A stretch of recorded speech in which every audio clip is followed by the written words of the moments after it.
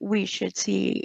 We got 10 folks, right? I think that's the little icon on top. It says 10. Is that about right? Yeah, I 11 don't with want to Anthony. Hey, waste. Anthony. We'll get started. Okay, go for it. All right. Well, thank you everybody for joining us. Gus is the pilot. I'm just a co-pilot here. So we're gonna navigate through the process of LeaseUp best practices. As we go through this, we are going to introduce few new elements. Some of them might be new to some of you guys, just because you might not have any LeaseUp recently. But we have added few more departments into the mix to make sure we have a streamlined process. And as we go also through it, every lease up or onboarding is treated as a project. So when we talk about project management and all that, that's what we're referring to. So let me go to the next slide. Gus, can you see it? And is it fuzzy? I Because I see see it, a and lot it of is not fuzziness. fuzzy. Okay, No, you're it's good. not Go fuzzy. ahead. Okay. So as we go through the process of a lease up, we want to make sure we understand the expectation, the client's expectation, and their team. And by that, we're talking about, do they have any deadlines? Do they want any reoccurring reports throughout the process? Do they want any updates? How often they want updates? Who is going to provide those updates? Anything in that manner, we would definitely want to identify, and to make sure our teams understand what the client expectation is, to be able to meet and exceed that.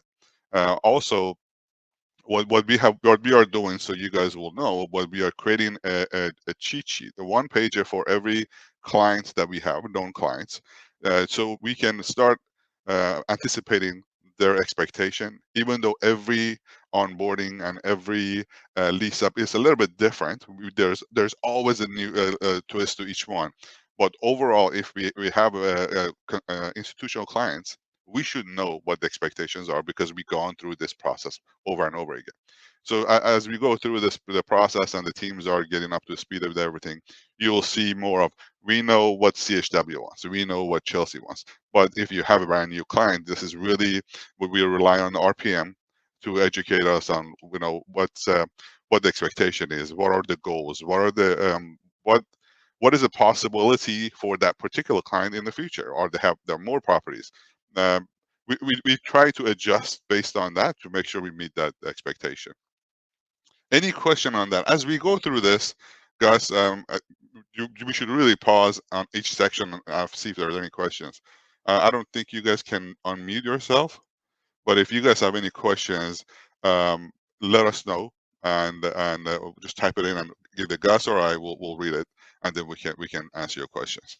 Now, who is a project manager? We made a change in our operation team about 6 months ago, and the the the transition team is coming up to speed. You guys have, some of you guys, been on the meetings, if not Lisa, on onboarding that Shanita and or Kara are running. So we have introduced that team.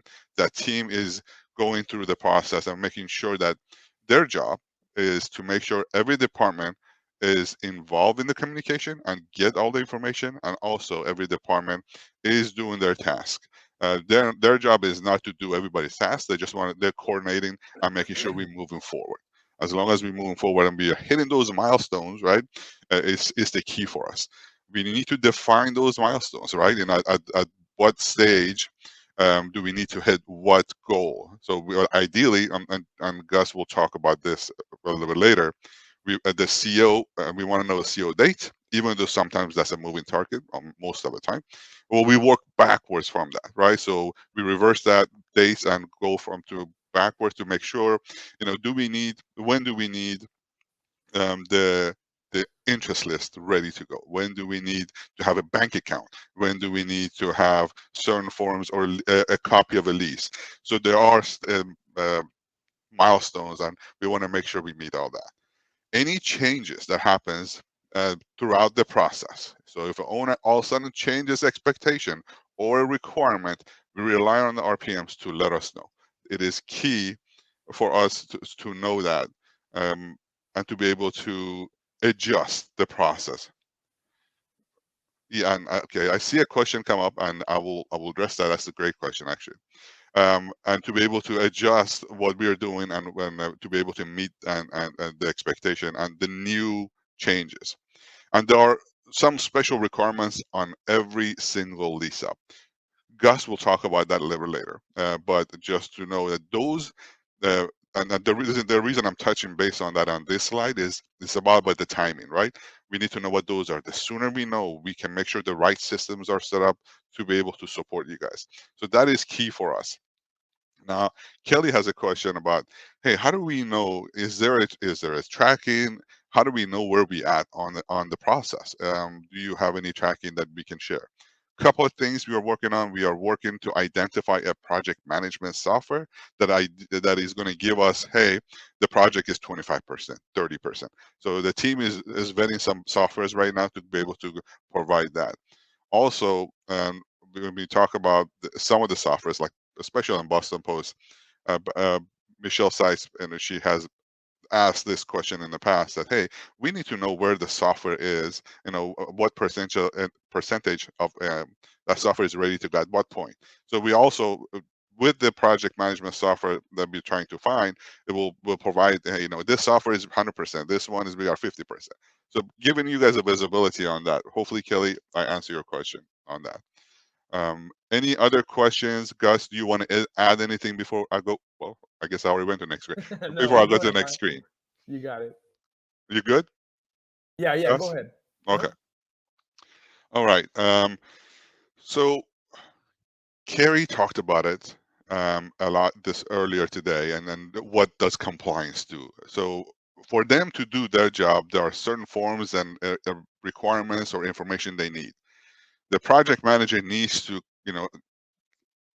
retain all that information from the RPM. Hey, we need this. This is a requirement. Then we can communicate with compliance. We can communicate with different departments. You see different departments' name. The project manager's job is to make sure that they have a communication lines open with every single department. Um, Compliance. You have the marketing, and Gus will talk about the websites and how important they are now these days, and what we put on the websites.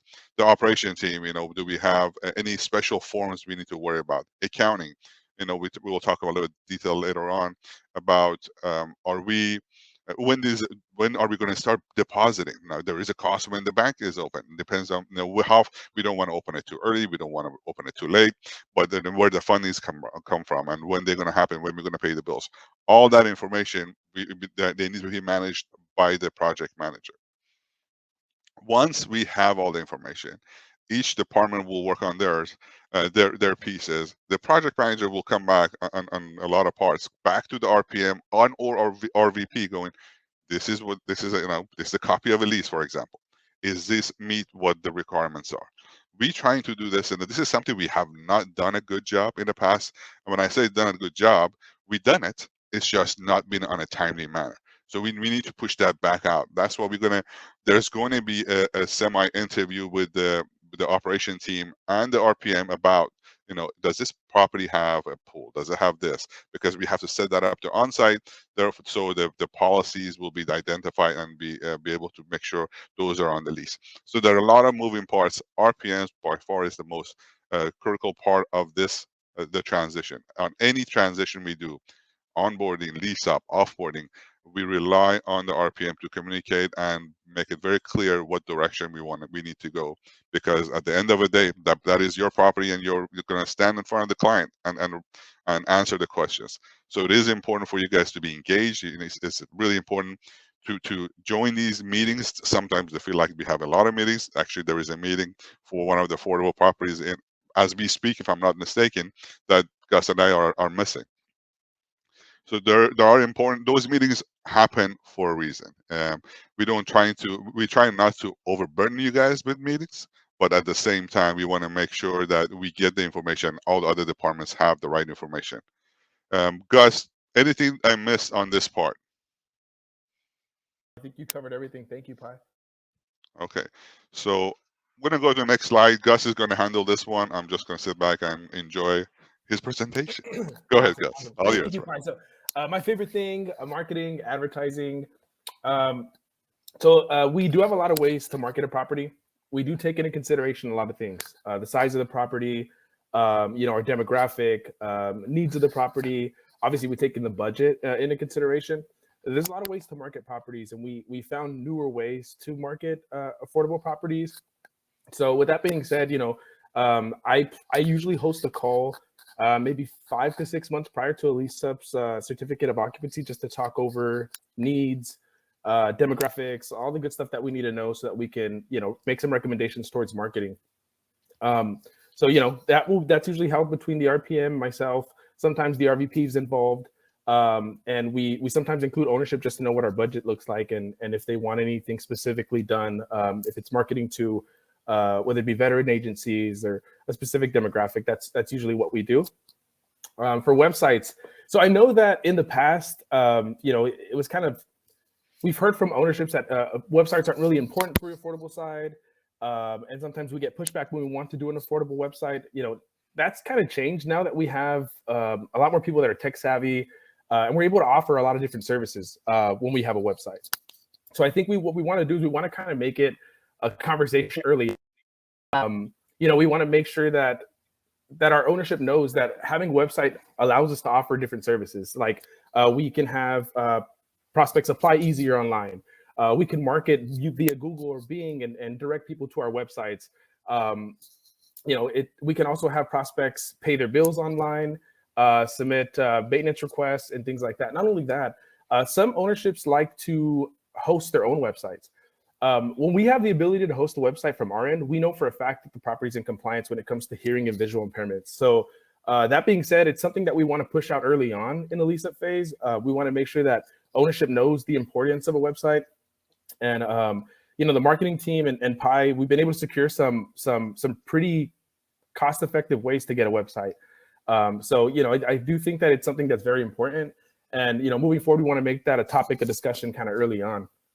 So that's one thing we want to talk about websites. So websites, Hey, Gus? yes, yeah. I mean, $135 a year for a website. I mean, you cannot find that any better deal. So, I mean, if you break it down on a monthly, it's going to be like, what, $12, $10, $11? It's even. Yeah, so it's cheap. even. It's even. and they're pretty quick turnarounds too. So, I mean, if we get a website request submitted, it's typically turned around within 14 days. So, we have a lot of things to do. I guess it'd be easier for us to push this out early on, so that we can, be able to provide a service for our residents later on down the road, and make things easier for not only us but our residents. On to the next thing, lead tracking. Hey guys, back to the website real quick. I think your voice went down a little bit. I think the microphone got away. But can we talk about the compliance on the website a little bit also, if you don't mind? And before you do that, Michelle, we are working on a temporary solution via Excel spreadsheet to be able to provide that. Just want to make sure we saw your message. Go ahead, Gus. Yeah, so all affordable websites, Accessibility allows us to, like I mentioned earlier, provide accessible features to persons that are coming on our website that have visual impairments or hearing impairments. So we're able to meet compliance when it comes to visual and hearing impairments.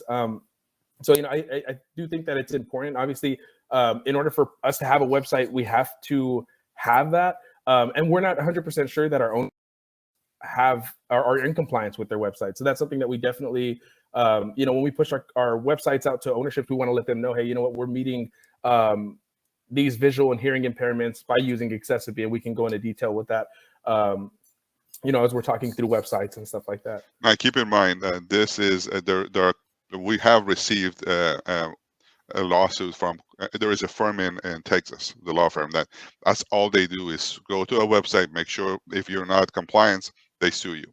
So we have had a couple of those come through, and we were able to say, hey, we meet it. Here's our documentation. Here's where you go. So we have not had any legal issues, but this is what people do. I mean, this is what this firm is doing. That's all they do, and they have sued many companies. We can provide you more information, but I know Angie Beam, she's been the one who's going, no, we meet all the requirements. It is important. So when Gus is talking about the ownership has their own website, we want to make sure we educate them. You make sure we want to make sure they're not liable in a bad spot and they're in a target on their back. So that's all I wanted to add to that. Gus, go ahead. Absolutely. No, thank you, Pi. For lead tracking calls, so what is lead tracking? Lead tracking is the process of determining where our leads are coming from. So, why is this important? Obviously, some of our lease ups require that we, attract a certain demographic. And let's say, for example, we're marketing on apartments.com and we're not hitting our demographic on there. We're able to determine where our good leads are coming from. We now have the ability to turn on the lead tracking call function on onsite, which means once we have someone call our tracking phone number, it automatically generates a guest card. So it's one thing that we didn't have for the affordable side before that conventional was using, that we recently started using for a few of our affordable lease ups in the recent past, and it's definitely working. It helps us generate additional leads for our prospects that aren't necessarily tech savvy. If they call the tracking phone number, it automatically generates a guest card. So we're able to follow up with them. And again, like I mentioned, we're able to determine where our leads are coming from and maybe where we should adjust our funds for marketing to what's working for us. So that's something that, we do have available and something that's an option moving forward. So we like it says here, we use the data to make our decisions on where we want to place our funds to be able to track our qualified leads. So, Gus, on that one, I can give an example. Last year, we were doing a lease up on a property. The RPM calls me. She says, "Well, we're not getting anything in." So we had no visibility. I think lead tracking is a tool to use to have visibility, as Gus is talking about. It is important, and maybe something a tool we haven't used in the past. But we definitely want to use that going forward to be able to make sure we are very efficient and we are meeting those deadlines we talked about earlier. Before we go to the next one, guys, I think JBW put something in the chat. I just want to make sure. If you have received a legal or any kind of legal matter regarding the website, we got to go to Linda Thurlow. That's the key. Go to her right away. She knows where to go and get the information. Typically, she goes to different departments, gather the information, then we can combat that. So just wanted to make sure we mentioned that. Thank you, Julie, for mentioning that. Gus? Yeah, so on to the next thing, property preference. And I'm having a little bit of a tech issue here with my notes. Give me just a second when we get that open. But I'll go ahead and I'll touch base on what property preference is. Some properties require that, require a preference, and it's not necessarily the property itself. An agreement between an agency, it's usually found in sometimes a density bonus or regulatory agreement for the property. Compliance analysts to be able to determine whether a property has a preference. Some properties require multiple preferences. By preference, they ask that a person, if a person meets a preference, they would have to be either a resident in the area or live in this city, or must be a veteran in order to, receive preference. What it is it's a point system. Let's say we have an interest list of 5,000 people. We have a preference of local, so people that live in an area. What it does is it gives the people that live in that area preference above anybody else that submits their guest card that does not live in the area. That being said, obviously we want to host a call with our compliance analysts so that and that allows us to check to see if the property has a preference. We recently had some properties that require a preference, and it was a multi-tier preference where they required, preference first was given to, I believe it was veterans, and the second preference was given to applicants that live and or work in the area. So we were able to track that by adding questions in the guest card on the front end. So that's information that we want to know up front so that we can submit that over to Pi and the team so that they can get that over to RealPage to be able to create our guest cards. This allows us to track, our preference and be able to determine, what preference point the applicant is in through the interest list. So that's one thing that we kind of want to know on the front end is just, what exactly the preference is for the property. If there's any questions that are required to be added to the guest card so that we're able to track the preference. I think, Gus, on that one, you're right. Then we had that request coming from one of the clients. Unfortunately, it came a little later, so we had to, scramble. Everything we're trying to do is we want to do it online to be able to have a digital stamp. So that's why we do all the online application. That's why we do the interest list online. Everything has a digitally stamped that nobody can change that. We don't have a piece of paper. We're trying to enhance that process so you guys can take some of the people off the interest list if they don't qualify with the so we can provide some reporting.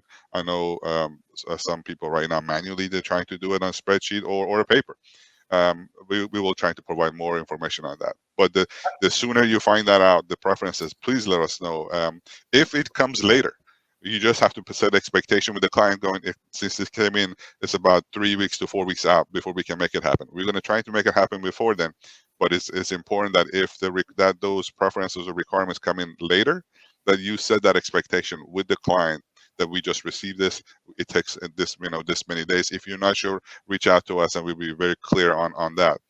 It's all about being transparent and set the expectations so nobody gets frustrated throughout the process.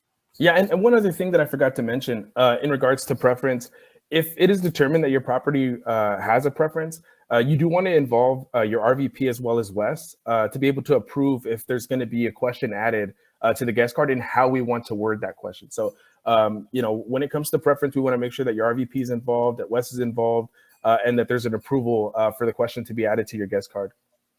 Not only the question, but what do we want to see as the answer, right? I mean, we have seen that the West, really reward the question because make it much simpler for the other side to digest. But do we need to have a yes or no? Do we need to have a list, the drop down, whatever that is? We need to be very clear before we submit that. Awesome. All right, guys. Any questions before we go to the next one? I see one from Melissa. Melissa says, well, we'll be able to add the lead tracking to existing communities.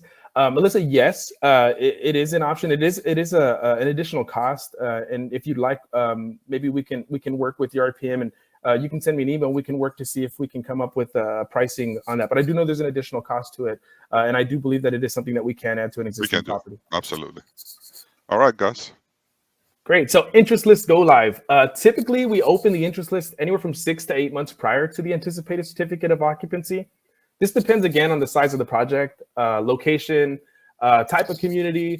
Some communities have a high fallout rate. So we like having the interest list open a little earlier to ensure that we have plenty of prospects to pull from. One other thing that we want to take into consideration is obviously any required modifications or questions needed to be added to the guest card. Like I mentioned a little while ago, we want to make sure that if there is a preference, we have approval from your RVP and from Wes to be able to add a question. Typically changes take about 4 weeks to make if we're trying to add an additional question, a filter question, or any adjustments to the guest card. So something that we want to kind of know up front. It's best to have this information as early as possible. So RPMs, if you can, make this a conversation early on with your owners. While talking through the process, if you hear of anything of a preference or any sort of information they want to track early on the guest card, if you can communicate that over to me and the operations team so that we can, make sure the guest card has the right questions and we're asking the right things. Hey guys, can you educate us on the lottery? Because people talk about it. I went to the grocery store. They said, "Nah, you can't get on the wait list lottery." So can you talk about it? Yeah, absolutely. So what is a lottery? A lottery is a random number generation for prospects on the interest list. The prospects, what it does is, let's say, for example, we have 1,000 people on the interest list, and ownership says that we have to do a lottery to make sure that everyone has a fair opportunity of getting first, second, third, fourth, fifth on the wait list. And what we typically do is we'll reach out to ownership. We'll kind of prepare for the lottery. How it's done is the lottery is performed on a computer using an Excel instruction sheet that we created. The lottery process is conducted via Zoom, Team, or now maybe Hopin, now that we're using Hopin. Pre-COVID, we used to do this in person. The lottery process will be videotaped, recorded, and conducted by a third-party person identified by the ownership group. And what it is we do an Excel spreadsheet, we put it together, we pull the interest list, and there's some formulas that we punch into Excel to automatically generate a new order on the interest list. So that's pretty much what a lottery is. It gives everybody that's on the interest list for a property a fair, fair spot. Obviously, first come, first served, but a lot of ownerships are different. Some want lotteries to be in effect for their property. Typically CHWs, one of our clients that like doing lotteries. What I do for the lottery is I'll work with the person that's going to be conducting the lottery a day before we conduct the lottery. I will walk them through the process. I have an instructional sheet that we created on our end to conduct lotteries. When we host the lottery calls on Teams meetings, usually the RPM is present, the VP's present, myself, ownership's present, and then the person conducting the lottery is present. The call is recorded. The instructional guidelines that we give to the third-party person, as they go through the instructions, each instruction is signed, an initial that everything was done properly. Once we have this, we file this in our drives.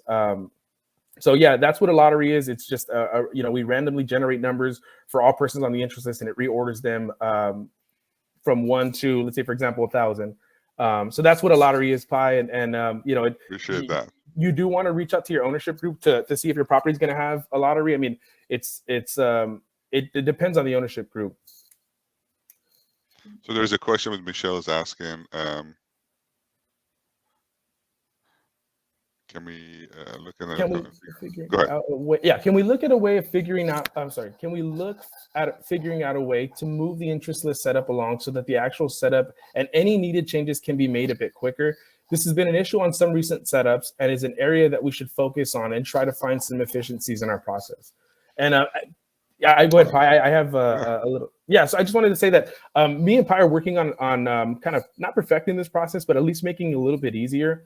It has changed in the recent past. Before, when we were setting up interest lists, I send the request over to RealPage and they work on it. There's been some changes on that. Now we let operations kind of handle that in.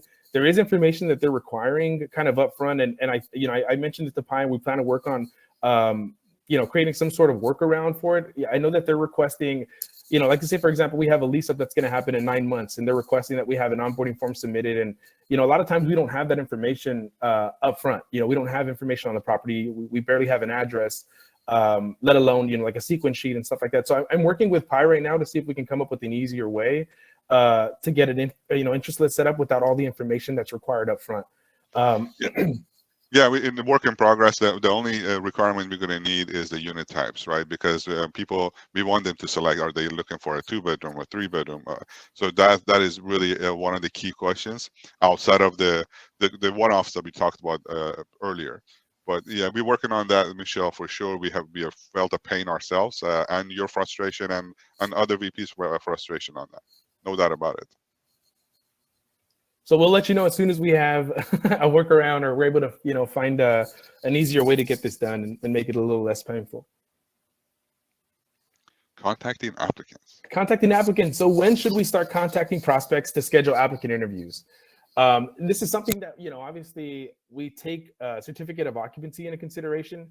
We don't want a stale data file. We don't want a file to go, more than 120 days past, our initial signature on the on our verifications. But that being said, once we know what the CO date, typically we want to do it 7 days before our 120-day kind of deadline. And who does it? So typically the community manager will send email applications via onsite and then follow up with calls in onsite. Reach out to the applicant and start scheduling applicant interviews for the following week. So typically it's 127 days prior to what our anticipated CO is. I mean, obviously, our certificate of occupancy is moving sometimes, with construction delays and any other little bumps in the road. But that being said, I think that by us, attending construction calls or OAC calls and frequent communication on certificate of occupancy, that's typically how we determine what the best time is to start reaching out to applicants. Great. Thank you, guys. Let's go to the next one. Accounting related items. Any property is going to need a budget. So as we talk about creating a budget, that RPMs are heavily involved in this process. We need to know which template. We have a few different templates that in our budget software. We need to make sure we let the accounting know which template, who's going to need access, and who's going to actually be in charge of the budget. And also, when is the budget due? Typically, our teams, the accounting and IT, they tag team this process to make sure that they set up the template right away. They're very efficient. I think we can turn this around fairly quickly. but we need to know ahead of time, when is your deadline, who needs access, so we can prepare that so you guys are successful. The other section of this on the lease up is how do we book information, or how do we book the expenses into the accounting software, into Yardi. Now, typically we set up a standard property and there's a lease up property. The lease up property, and all the costs will go in there. That setting up those two properties, accounting needs to work with the RPM and the VP to make sure that's how you guys want to proceed. That's what our standard is. But if anything away from that, we need to have that conversation to make sure that they are aware of what's happening. With regards to the invoices, how do the invoices come in? Do we need to put it for funding? Are we going to get money in advance to be able to pay the bills as they come, or do we need to have the invoices in a system, create a report, and then ask for funding? All that needs to, all those are a little bit different, but we have a good process. We need to just verify everything. This is client, this is how they want it. This is who they contact. As we talk about setting up the bank, that's something that the accounting needs typically 2 weeks to set up a bank. But we don't want to set up bank too early because there is a cost, and who's going to pay that cost? And we don't want to run into it too late. Are there any banking requirements by the client? Sometimes the clients they want to use their own bank, and there's got to be a conversation with the VP, RPM, and Rick, our controller, and accounting managers. Marna gets involved in most of these also, but in that level, the conversation has to happen if we're going to go outside of the norm, especially on a bank, right? What type of bank account? Those are all important, and we want to make sure that you guys are aware of it. But each team does their piece. That's what we're talking about. These are the milestones. What Gus talked about, the wait list and the lottery and the bank account. All those we want to make sure we meet on a timely manner. Any question, Gus, before I go to the next one, or do you want to add anything to this one? I think you covered it, Pi. Thank you. This one is all yours, sir. All right, awesome. So staffing and setup. Typically, when we start a lease up, we start looking around for who can handle this lease up. First we want to identify the lease up team and want to make sure that they are strong and and make sure this lease up, so that they can make sure this lease up successful. Each project is different and staffing needs will vary, but it's recommended to have an experienced manager, someone that's seasoned. I understand that sometimes it's a little bit harder. We can't necessarily find someone that knows how to do things the Con-Am way, but the more experienced, the better. They're able to effectively communicate when there's issues, concerns. They're able to submit good files to compliance, and that kind of cuts time back. It cuts our time down a little bit. I think once we hire someone, we want to make sure that we identify roles as well. We want to make sure that they know what they're going to be doing, whether they're going to be handling applicant interviews, they're going to be calling applicants, just identifying what each member of our lease up team is going to be doing through the lease up. So, Gus, on this one, I think on those calls that the operation team is conducting, it's important to have this information and share that with that team, because that team will communicate with all the other teams. I know Brandy had a question. Compliance not necessarily are in the know on when we hire a staff. They need to know. They need to know who they're dealing with. This is very important. So we need to share that as soon as we can, who's helping out, so operation can talk to all the departments. Bank accounting might have some questions also. So that is very important. Thank you, Brandy, for asking that. Absolutely. And typically when we start a lease up, I usually host a call between compliance and the RPM and the leasing manager, so that we kind of build that relationship early on. But I think that if we can make that a note somewhere to make sure that it happens kind of throughout Con-Am, I think that'd be amazing.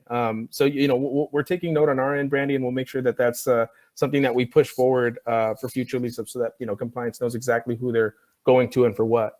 So absolutely. So thank you for that.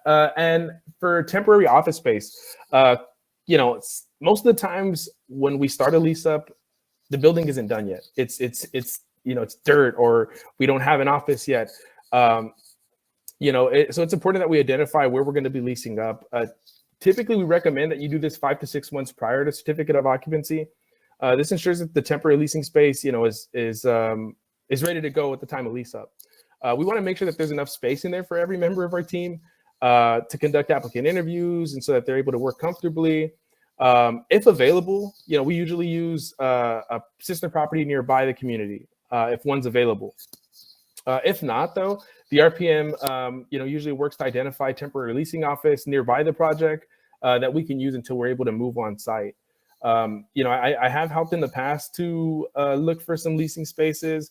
It's not anything new, and you're not alone if you're looking for a leasing space. So should you have any questions, please feel free to let me know. And if you're looking for a leasing space and not too sure where to look, or just any questions in regards to finding a good temporary leasing space, feel free to let us know. We'll guide you. On to the next thing, equipment. Operation conducts calls prior to the start of the lease up onboarding call. This helps with coordinating various departments to ensure that the project equipment needs are met. I've been on these calls quite a bit of times. We have IT, operations, obviously myself, marketing, and the RPM. And on those calls, we're able to let the different departments know what exactly is needed for your property. Copier machines, computers, make sure that the software is set up. So these calls are usually scheduled by the operations team, typically done maybe 6 months before anticipated certificate of occupancy. So that being said, just be on the lookout for those calls. If you feel that you're in that time frame of 6 months before certificate of occupancy, you're 7 months before certificate of occupancy, and you want to kind of nail these down, feel free to reach out to myself or Pi, and we can help you guys get in contact with Shanita to get these calls scheduled. For move-in week. See here. I'm sorry, let's do construction delays. I'm sorry. Construction delays sometimes occur. To best anticipate construction delays, like I mentioned earlier, it's important that we attend the OAC calls or construction calls. These are held by the construction group, the people that are working on the project. You're able to, kind of hear what their delays are. You're able to determine more or less how much time it's going to take for those delays to be resolved. So, just really putting your ear to the ground and being able to talk with, not only your project manager, but being able to hear it from the people that are working on the site and letting you know what delays you may expect. That's how you're able to determine, whether there's going to be any construction delays, or sometimes properties come early, so it's really just attending these calls will help you determine whether you're going to have construction delays or, if anything's going to kind of pop up down the road. So sometimes they happen. I think they happen all the time. I'm just surprised. I've had one that came early. That we were like, oh man, we didn't expect it. But yeah, it does happen, maybe 80% of the time. But for those, we're usually sometimes able to determine, whether a construction delay is going to happen on these OAC calls. So just want to make sure that you attend those, and I usually attend them as well. So if I hear anything, I usually communicate that over to the RPM as well as the VP, and just kind of let them know what I heard on the last call. Fantastic. Awesome. So for additional staffing to assist with move-ins, so let's say we just received CO or TCO, what now? Moving week can get super hectic. I mean, there's a lot of moving pieces. There's a lot of things going on. I know that in the past, what we've done for move-in week is we've reached out to properties nearby, sister communities, or just reaching out to ask for help to be able to help with move-ins, handing over keys, conducting move-in inspections. I know that our ownership's expectations a lot of the time when we get CO is to move people in ASAP, that same day, and so that's one thing that we do want to make sure that we have is the proper staffing to be able to help us with that. So Gus, let's talk about that. I think it is important if we are going to get a staff or somebody who's going to help, that we talk about to compliance to see if somebody's going to help out. Then and RPM typically are in the charge of that. But if we're going to have Gus help a property, and Gus is not really good at doing what we're asking them to do, we just setting ourselves up for issues. I would highly recommend for the RPMs to touch base with Karen and her team, going, hey, this is we're going to get some people to help out. Are they, what do you guys think? Because you get people, and sometimes you're going to get people that are green, but we need to make sure they're they have all the right tools and the knowledge to be able to do what we are asking them to do. So Kerry, I see a message. This is really for RPMs. If you guys can loop in the compliance team, at least hey, this is what we're doing. What your thoughts are. It's always helpful to get the department feedback because they are heavily involved in the process. It will be very helpful. So we appreciate that. Awesome. Yeah, I see a lot of thank yous from the compliance department. So for maintenance startup items, this is part of the lease-up budget. I know that a lot of the maintenance directors have lists kind of set up for this process. We want to make sure that our maintenance techs are set up for success. Once we move on site and that they're ready to, start helping out around the property, start, any work orders that pop up. I know that early on in the lease-up process, once we move people on site, there's typically not a lot going on, but we want to make sure that we have our tools ready to go if things are to happen on site. That being said, RPMs, you want to connect with your maintenance director to make sure that they can help you order the maintenance startup items. They can provide you with the list of items that you'll be needing. I know that we've done it not too long ago in the past. I know Daryl has a list. I know Anthony has a list. I know that a lot of needs may be different just depending on the size of the property. But that being said, for maintenance startup items, you want to reach out to your maintenance director. And it's typically, I would say, about maybe 2 months before we actually have the certificate of occupancy, if not a month before. We just want to make sure that, again, maintenance techs are prepared and ready to start these maintenance requests as they come in. For the RPMs, if somebody's concerned about the staff, just want to make sure you immediately take it to the VP level so they're aware, because these projects, the lease up, the timing is so important. And Michelle mentioned this also in the notes. So if any department, and I'll talk to the operation folks also, and Gus, as you talk to other departments, if there is a concern about the staff, we definitely need to the RPM, and then RPM will definitely bring it up to VP so they can address it right away. Sometimes we stay long and we don't take care of it, and the project becomes bigger because of it. So we need to address them right away. There is a question, Gus, and for the people who are a little bit anal, we're just trying to do a capital P and a lowercase p on a project manager on this screen to just mess with you, but we will move on from that. There is what is the question on the Gus, if you don't mind reading that? Yeah, sure. So it says, I don't believe it's a question necessarily. It's a message from Anthony. I have a standard list ready. Then we adjust as necessary according to the FF&E budget. So Anthony and Daryl are ready for those maintenance order lists. They're ready to go. Okay. Well, any questions? I think people just typing the questions. I don't think that unmuting yourself is not going to really help. But okay. So next slide is all the other parts, and Gus talked about this, right? He talked about the temporary office, and we're going to talk about that in a second. But the national accounts, we're trying to adjust the way they're set up currently. So once you communicate to the operation manager, Shanita or Kara on the meeting, they will go to the right people, and make sure those are set up. So this is on their checklist. We just want to make sure that you are aware that we are looking at that. Right now, I think James does it. We're trying to transition into IT on the setup. Regardless, for you it doesn't matter. We just know it's going to be there, and we'll take care of it. The office, the temporary office setup, and the answering service, those are important. Gus talked about we don't have a site property to be at. Makes complete sense to do it from another place, but we need to know what equipment you need, right? We need to know is it a laptop you need? Is it a desktop? Is it a temporary hardware, or is this as the property opens, you're just going to have the manager work to their laptop anyway? We can just order it ahead of time. So all those are important. Do we want to have a cell phone? Now, most of the phone numbers in the past, what we have seen a challenge is we get a temporary number or we get a prepaid cell phone. We're trying to avoid all that with the IT dealing with some of the new vendors we have. We can get you a permanent phone number, and we can have that ring anywhere you want. So I highly recommend let's just do that, and then as we get that number, there will be an answering service on it, and we can talk about what the needs are. But we're trying to go away from setting up a temporary number or call this property and then change it to a new number. It's really hard, not only on the marketing, but on the the guest card that we set up that has a phone number, and that feeds into the lease.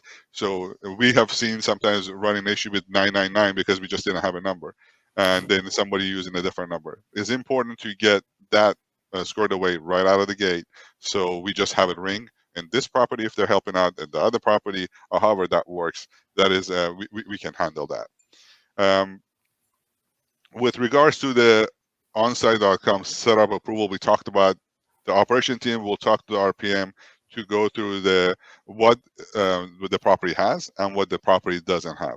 And once they finish that interview, what they are going to do is provide a sample lease. And this is what we've seen needed a lot earlier in the process. Now this is on a lease up than your standard.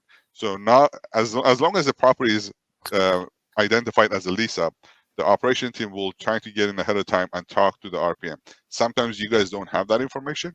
If that's the case, that's okay. Just let them know we don't have it. We get back to you. So there is going to be a follow-up as we get closer to generating the lease. But we have seen a sample lease needed for the lenders, for the banks, whatever the reason is. It doesn't matter. We just have to create it, and we want to make sure we give that to you as soon as possible and is as accurate as possible. Sometimes we ask you what sister property can we mimic. That's a slippery slope. We want to make sure that we don't grab a property and mimic that, and then all of a sudden it's completely different. So it's important to be able to have that conversation with the operation folks. Leonardo 27, we put it here, is something that we're going to roll out next year. It's important for you guys to know what it is. It's a really operation software that we can have a better visibility from the property level, and they can go in and do a day-to-day, we did this and that, and we can run reports, right? Then you have visibility versus right now, if a property has a certain task, you don't have a reporting. You don't know. You got to go, hey, did you do it? And once we introduce Leonardo, and I'm not sure if Kerry is going to talk about this later on at all, but it's going to help us improve the process, improve the follow-up, and improve the visibility and accountability. That is a key for us, something we have not had. We talked about it in the past, but we're getting very close to going live with this next year. Now, the first quarter. I'm not sure exactly what's the timing on that. And application interview checklist. Our applicant interview checklist, Gus, is that something? Yeah, I can touch on that real quick. Yeah, okay. Absolutely. So we created a checklist for applicants to kind of have, I guess, when they come in for their applicant interview. It gives them all the information and documents that they need to bring in during their applicant interview. Obviously, it changes depending on the properties or the project's programs or specific requirements. But we've kind of created different ones. So if we're getting ready to conduct applicant interviews, feel free to reach out to myself or the operations teams. They have a copy of it. I usually go over it with the RPM so that they can scratch out anything that we don't need to ask for or add things that we need to ask for early on. This is just to ensure that when an applicant comes in, they have everything ready to go. And it just makes the applicant interview process so much easier. So, guys, I think we're running out of time. So, for everybody to know, Gus and I are people who get passionate about a subject. We go 100 miles. Oh, yeah. We had to slow ourselves down for this to make sure that not only actually you guys can understand what we're saying, but also that we have the right time. But I think we slowed ourselves way too much. Okay, so either that or we got really passionate about it. Yeah. Okay, so why don't we go through compliance? Even though we have a whole compliance team, they're probably looking at the screen going, what? Cool. I can run through real quick here. For Zephyr setup, we typically want to have our Zephyr account set up 4 to 5 months prior to the certificate of occupancy. How we do that is we reach out to our compliance auditor and just say, hey, we want to get our Zephyr account set up. What do you need? Typically, they need a sequence sheet. They may need some additional information depending on the project's specific needs or requirements. But that being said, we want to make sure that it's set up 4 to 5 months prior. And by doing that, or in order to do that, we got to make sure that our compliance auditor has everything that they need. So on to the next thing, BP. So Matt typically sets up one side of BP. He does, Pi mentioned earlier, he does need information to be able to set this up. Sequence sheets, property-specific programs. There's documents that are required in order to set this up. We only have one more slide, so it should be pretty quick here. So yeah, with that being said, once Matt has everything he needs, he creates his side of Boston Post, and then it's sent over to IT. In order for IT to be able to set up their side of BP, they're also needing information. So we want to make sure that our Boston Post setup form is completely filled out, that we have all the information and that it's correct. This is just to make sure that we have BP set up in a timely manner. Yeah, so most of these, you're right, Michelle. You guys don't. We're talking about the process. Everything gets triggered once you send the onboarding form on a lot of things. You guys don't need to worry about it. You just need to know what the process is. Absolutely. And for manager certifications, manager certs, your compliance analyst puts these together. Again, they require the correct information. So I suggest that you connect with them, maybe 5 months prior to certificate of occupancy to ensure that we have this, when we start the lease up process. On to the next, submitting files to compliance. Sometimes when BP is not set up, not sometimes, I guess when BP is not set up, we want to make sure that we don't hold on to files. We want to make sure that we submit these files to compliance so they can send these over to Zephyr as soon as possible. When we don't do that, it kind of holds up our file process, and we're reporting the same numbers to ownership, and we don't want to do that. So what compliance has done is they created a folder or a shared drive that they created that we can send them files so that they can submit them over to Zephyr to ensure that files are reviewed in a timely manner. So that being said, if Boston Post isn't set up, there's a way to submit files outside of BP. So don't think that that's gonna halt your operations at all. That all will be communicated through to the right people, so that everybody understands what they need to do. Absolutely, and just so you know, compliance isn't holding files. As soon as they get them, they submit them over to Zephyr. So that being said, so I see a quick question here. Shouldn't these items be triggered by the onboarding form? Yeah, that's what I was mentioning earlier. I already took care of that. You keep on going, bro. Awesome. Okay, cool. So file approval process, real quick here. We want, like I mentioned earlier, we want to make sure that compliance gets these files over as soon as possible. They submit them over to Zephyr. Typical turnaround is anywhere from 2 to 3 days, just depending on how many lease ups are going on. So I think the turnaround's pretty good on file approval process. Sometimes we do have to send our files over to an outside agency. Some San Diego County properties require that we send them to San Diego Housing Commission. We had a lease up recently in Irvine that required that we send them to the Land Trust. That being said, you're going to want to make that a point of conversation with your ownership group. A lot of times they involve the agency in our kind of pre-lease up calls, so maybe 4 to 5 months prior to certificate of occupancy. That's just to ensure that we get these files sent over to the right agency so they can approve them. From what I remember, and Carrie, correct me if I'm wrong, files will be submitted first to the agency, and then once we receive the approval from the agency, we then send it over to our compliance department, who then sends it to Zephyr. And that is correct. Okay, awesome. So file approval process, when we receive an approval, we do want to compare our approvals on a weekly basis to the first-time tenant report. Typically, your auditor that's going to be reviewing your files and sending files to Zephyr, they create a weekly report, a first-time tenant report. Okay, yeah. So I'm sorry. I'm going to jump back real quick. For files that are submitted to SDHC and then submitted over to our compliance department, the reason that happens is so that there isn't an extra fee for the file being denied. So we want to make sure that if we get that pre-approval from the agency, then we send it over to our compliance department to save us some money and so that they have the first screening and let us know if they see anything that needs to be corrected early on. So I'm jumping back to first-time tenant report. On a weekly basis, the auditor creates these trackers. It's a weekly report that shows us exactly where each file that has been submitted to compliance. It shows you where they're at and what stage of the process they're in, if they're approved, what they're kind of what stage they're in. So that's something that the RPM can use as a tool. I know that in the past, we compare it to the properties to make sure that the property has the correct information. So that's something that you do want to look at on a weekly basis. Your auditor will let you know what day it goes out. For file approval process, I think we'll touch on that later today. I believe that the compliance department's going to touch on that. They'll let you know some more information on how to get the approval from the investor audit and what's required for that as well. And that goes into file approval process for post lease up as well. So we'll let them touch on that later today. But try to breeze through this slide for you guys. Sorry if I talk 100 miles an hour. This part is just a summary. We talked about all this.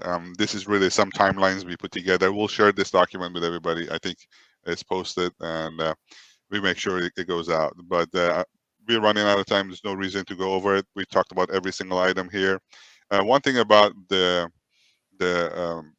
interviews, if RPMs, if your staff has a family member that is going to apply, then we need to notify the VP and make sure they're in loop, because there's a little bit different process.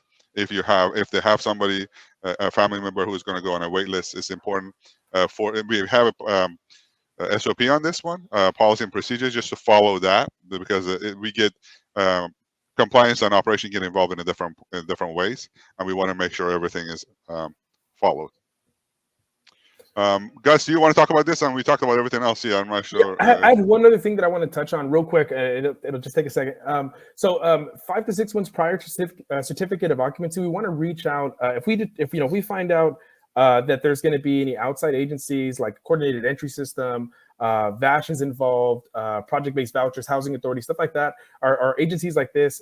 We want to make sure that we build a relationship with them early on. We want to outline, when we should start expecting prospects. If there's anything required from us, like informational sessions, do we have to go to their agency to conduct applicant interviews? Usually, in the past, I will say that it was a process that we didn't know too much about. But it looks like, in the recent past, we've worked with a lot of agencies, and we kind of got a little bit better at this. And, we work pretty closely with a lot of different agencies, and we kind of won them over. That being said, we just want to make sure that we build our relationship early on. We set kind of our guideline. We let them know what our expectations are from ownership, so that we can share that, share that urgency to make sure that we have the prospects that we need in a timely manner. So that being said, we just want to make sure that if we find out there's any applicant referral agencies, that we work closely with them. We determine where our applicants are coming from and how we get them in a timely manner. Yeah, a couple other things before we wrap this up. It is important, if possible, to get an IT team involved as the clubhouse is being built, to make sure they have the right networking cables and all that is talked about. Please reach out to Han and or Josh, and they will go through it. The last item, as we get closer to the property going live, and hopefully you guys can hear somebody mowing the lawn behind me. It is very important for us to know when we're going to have bodies or staff going to the property. Operation will need to let our risk management team know for the proper insurance document and update. So it is very important as we go through the transition of lease up, being on a temporary place, to actually move into the building that we are is going to go live, the actual building. That date is really important and crucial, so we can communicate with our risk management team, so they are aware of what's going on, and they can take some actions.